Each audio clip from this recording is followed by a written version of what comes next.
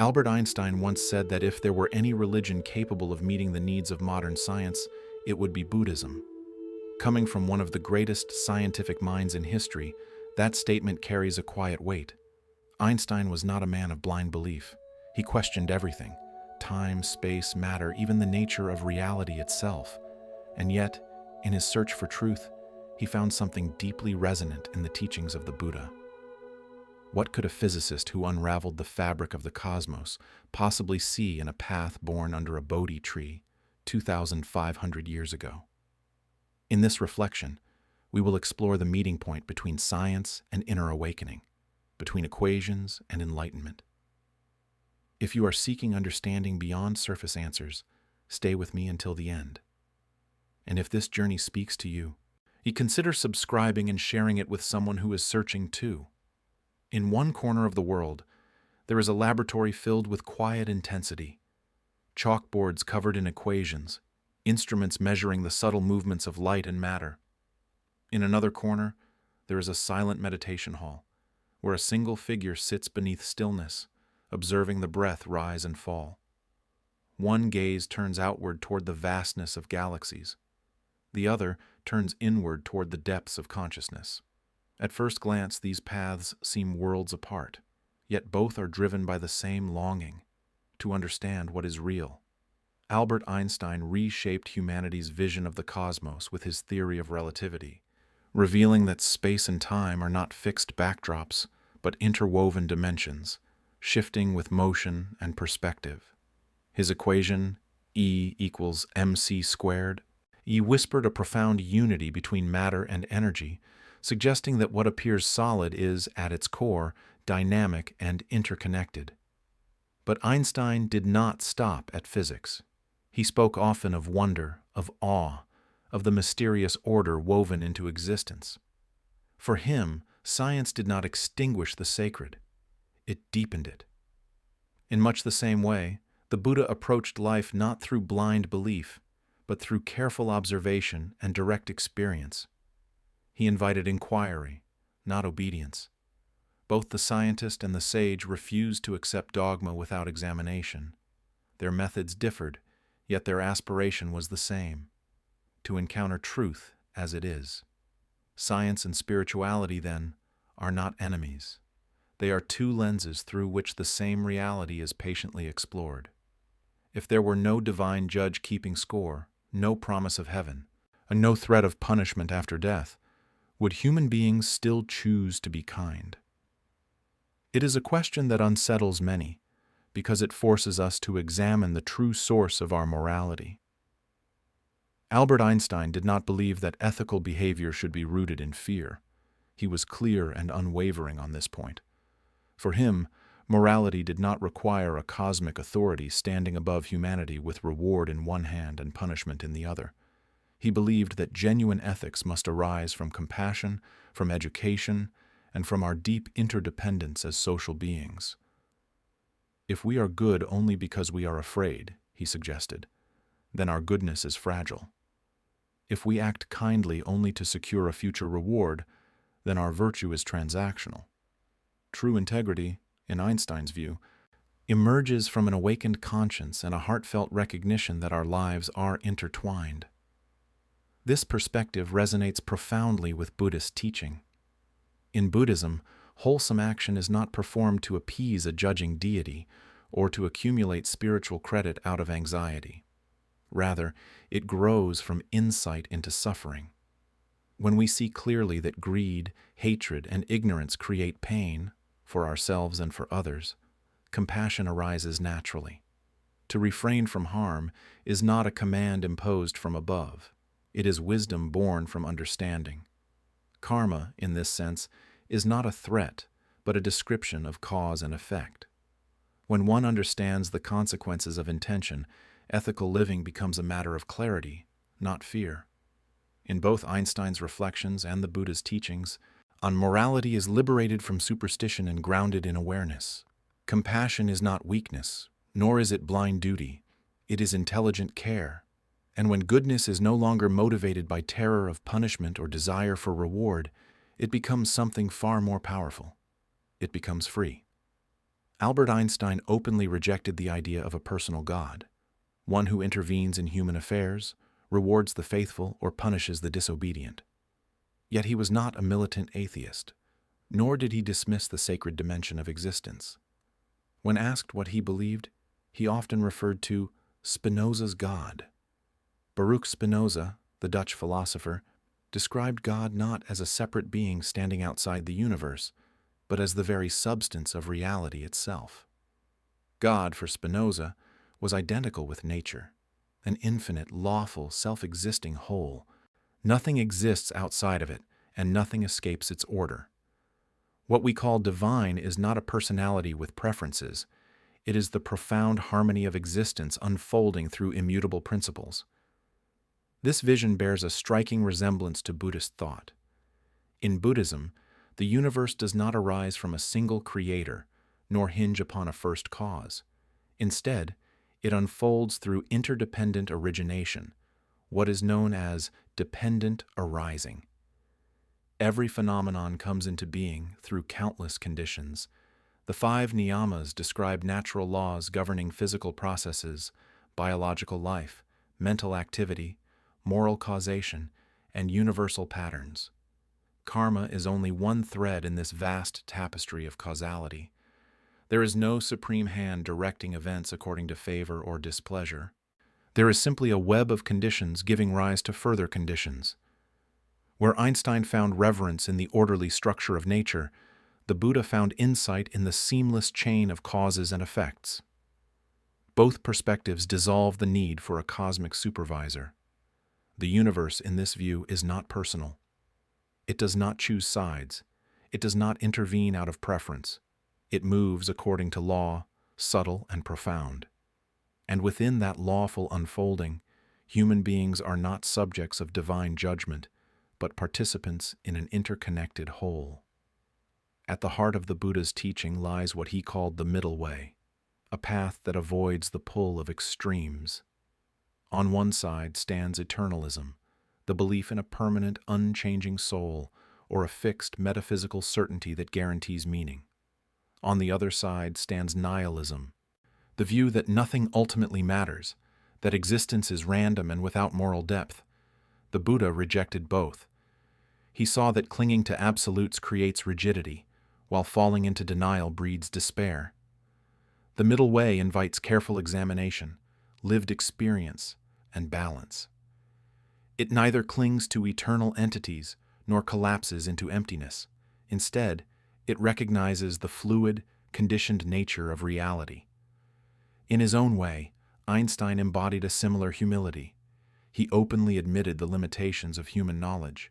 He did not claim to possess ultimate answers, nor did he dismiss the religious impulse as mere superstition. While he rejected a personal deity, he spoke with reverence about the mysterious order of the cosmos. He understood that intellectual certainty has boundaries, and beyond those boundaries lies awe. Such humility mirrors the middle way's refusal to cling to rigid positions. Perhaps most striking is Einstein's reflection that the sense of being a separate self is a kind of optical delusion of consciousness. The Buddha, centuries earlier, described a similar insight through the teaching of non-self. What we call I is not a fixed essence, but a dynamic process, sensations, thoughts, perceptions, constantly arising and passing away. When this illusion of separateness loosens, something profound happens. The circle of concern expands. Compassion grows naturally. No longer confined within the narrow walls of ego, the heart begins to embrace a wider field of life. In this convergence of humility and insight, both the scientist and the sage point toward a freedom grounded in understanding rather than dogma. When most people hear the name Albert Einstein, they picture equations, chalkboards filled with symbols, and a mind capable of bending the very fabric of space and time. Yet to see him only as a physicist is to miss something essential. Beneath the mathematical precision and revolutionary theories lived a man deeply moved by beauty, by the silent order of the stars, by the elegance hidden within natural law, by the quiet harmony that holds the universe together. Einstein was not driven by cold calculation alone. He was guided by wonder. He once described the most beautiful and profound emotion as the experience of the mysterious. For him, this sense of awe was not opposed to science. It was its very foundation. Without the capacity to stand in reverence before what we do not yet understand, scientific inquiry would lose its vitality. The desire to know arises from a felt recognition that something vast and meaningful lies beyond the surface of appearances. In this way, Einstein's approach carried a subtle resemblance to contemplation. He observed carefully, questioned deeply, and allowed curiosity, not dogma, to guide him. The laboratory for him was not merely a place of measurement, it was a doorway into the hidden poetry of existence. Einstein often spoke of a cosmic religious feeling, a quiet reverence for the rational structure of reality. This feeling did not depend on belief in a personal deity or adherence to rigid doctrine. It was born from direct encounter with the intricate coherence of the universe. The more he uncovered about space-time, energy, and the nature of matter, the more he sensed an underlying unity. Far from diminishing mystery, discovery intensified it. Each answer revealed deeper questions. Each breakthrough exposed new horizons. What makes Einstein's legacy especially compelling is his humility. Despite reshaping modern physics, he never claimed to grasp the totality of truth. He acknowledged that human understanding is limited, that our theories are provisional, that even the most brilliant insight remains partial. This humility softened his intellect.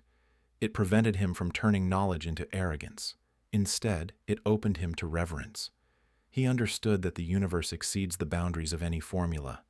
In this way, Einstein appears less like a dogmatic rationalist and more like a contemplative seeker.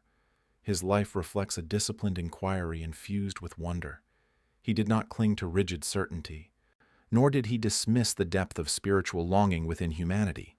Rather, he honored the mystery that gives rise to both science and meditation. Through his humility and awe, he reminds us that true intelligence is not loud or combative. It is quiet, attentive, and willing to stand in silence before the vastness it seeks to understand. Einstein once remarked that the concepts of physics are free creations of the human mind. Though they appear to describe the external world, they are not dictated by it in any final or absolute way. Scientific theories are models, elegant, powerful, and often astonishingly accurate, but they remain provisional. They evolve. They are refined. They are sometimes overturned. What we call scientific truth is our best current understanding, shaped by observation, imagination, and interpretation. And this does not weaken science. It makes it dynamic. It reminds us that knowledge is a living process, not a fixed monument. More than 2,000 years earlier, the Buddha expressed a strikingly similar insight, though in a different language. He taught that the frameworks through which we interpret reality, cause and effect, elements, identity, even the notion of an enduring self, are constructions of the mind. They are useful, but they are not ultimate. Concepts help us navigate experience, yet we mistake them for solid entities. We cling to labels as if they were the things themselves. In doing so, we become trapped within our own mental architecture. Nowhere is this more provocative than in the teaching of non-self. What we call I appears stable and continuous, yet upon careful examination it reveals itself as a flow of sensations, perceptions, memories, and intentions. There is no permanent core standing behind the process, only the process itself. This insight can feel unsettling, even threatening, because it challenges our deepest assumptions about identity. And yet, it also opens a door. If both the universe and the self are understood as dynamic patterns rather than fixed absolutes, then freedom becomes possible. We are no longer bound to rigid views or defensive attachments. Instead of clinging to certainty, we cultivate clarity. Instead of grasping at identity, we develop awareness. In this light, to understand the universe may ultimately require understanding the mind that seeks to comprehend it. There is a well-known story in the Buddhist tradition about a man struck by a poisoned arrow. As his friends rush to bring a physician, the wounded man insists that he will not allow the arrow to be removed until he knows who shot it, what caste the shooter belonged to, what kind of bow was used, and what material formed the tip. The Buddha explained that such a man would likely die before receiving his answers. The lesson is gentle but piercing. While we debate metaphysical questions about the origin of the universe or the structure of ultimate reality, the poison of suffering continues to spread within us. This does not mean that inquiry is useless. It means that wisdom knows priority. If the heart is burning with anger, if the mind is restless with craving, if fear quietly shapes our choices, then speculation about distant cosmic mysteries will not bring peace. The Buddha consistently redirected attention to the immediate reality of suffering and its causes. Understand the wound. Remove the arrow. Heal what is here. Einstein, for all his fascination with the cosmos, never used wonder as an escape from responsibility. He marveled at the elegance of the universe, yet he spoke passionately about compassion and the ethical duty to widen our circle of concern. Awe, for him, did not replace moral action. It deepened it. To recognize the vastness of existence is not to withdraw from humanity, but to feel more intimately connected to it. In the end, both the scientist and the sage point us toward a similar liberation. Expand beyond the narrow prison of self-centered perception. See that we are chapters within a greater whole. Let compassion extend beyond preference and fear, and above all, address the roots of suffering within your own mind. If this reflection has resonated with you, take a quiet moment to breathe and consider how you might remove one small arrow from your life today. Share this message with someone who may need it, and subscribe for more conversations that bridge science, wisdom, and inner peace.